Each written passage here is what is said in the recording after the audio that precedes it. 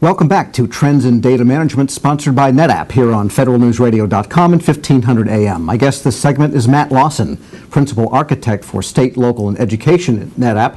I'm Tom Temin, your host. And Matt, let's talk about education and what cloud is doing there. That's an area we haven't explored that much. Sure. Well, first of all, thanks for having me, Tom. There's a lot of opportunity in the public cloud for higher education. And what's interesting is if we look at all the public cloud adoption across all industries, about half of all that public cloud adoption is based around backup, archive, disaster recovery workloads, and higher education is latching on to those opportunities. If you think about it, it makes sense. With the backup and archive workload being moved to the cloud, it enables a higher ed institution to put some geography, put some distance between their primary data center and their backup data. Or disaster recovery, one of the powers of the public cloud is the elasticity of it.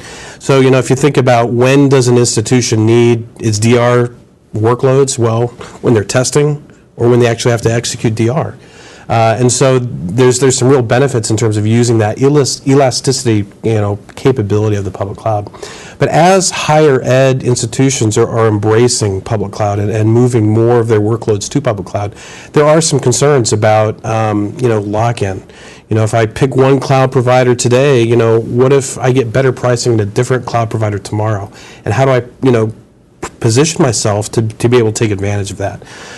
Another concern is the notion of just as services can scale in the cloud, the costs can scale in the cloud as well. And so today the cost structure may look very appealing for a higher ed institution, but as their data footprint or as their services grow in the cloud, those costs are variable as well and may grow. And so higher ed institutions, as they're living in this hybrid cloud world where some of their workloads are on-premise and some are in the public cloud, they want to maintain flexibility. And that's where NetApp comes in.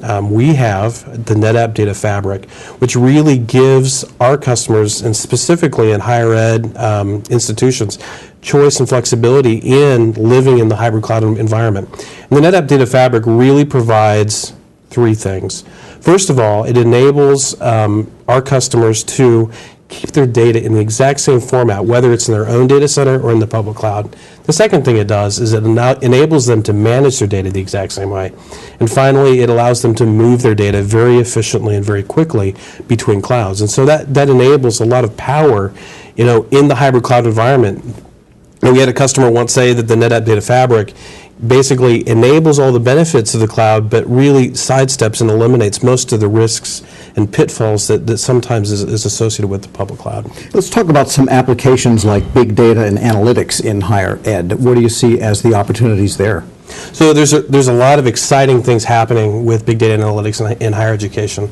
Big data is this notion of just can I scale my infrastructure to accommodate these very large data footprints that we're generating, and then this notion of analytics is, can I derive knowledge and intelligence and actionable information from this data set that I'm sitting on. I want to share a couple examples of how higher ed is leveraging big data and analytics. First and foremost, student success. Higher ed institutions want students to succeed. They want students to achieve their outcomes. And so one of the things that they're doing is they're looking at their learning management systems and looking at kind of the click data that happens in those systems. And they are able, through analytic processes, to predict the success of a student. And even more importantly than that, if they can predict success or see success declining, they can actually intervene and send a student counselor to go help that student to get them back on the right track. Another area is financial aid. With the costs of higher education escalating, financial aid is very important in terms of enabling a number of our students to go to higher ed.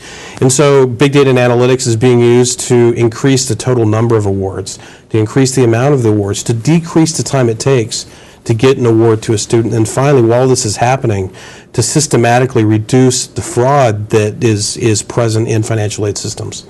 Final example I want to share in terms of what some interesting things happening in big data analytics and higher ed is this notion of improving campus safety. So we see video surveillance systems on campus, and there's some really interesting and cool technologies that can analyze real-time video data and predictively, detect, safety issues? Or, can a higher ed institution mine social media data?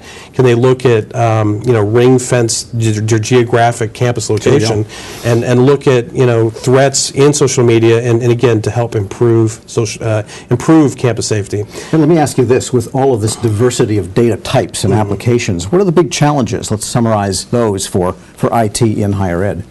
So a number of challenges. So I'll get back to big data analytics. So there's a couple of challenges that institutions have to address to be able to take advantage of some of these new capabilities. Number one, they have to have an agile infrastructure, right? And so that means that it's with the escalating costs, it becomes more and more difficult to do these big 5-year, 6-year capital reinvestments for infrastructure. So what we're seeing is institutions look at technology that will help them, scale very seamlessly as their data footprints grow. And so that's one example in terms of enabling this. One final example I'll share is flash technology.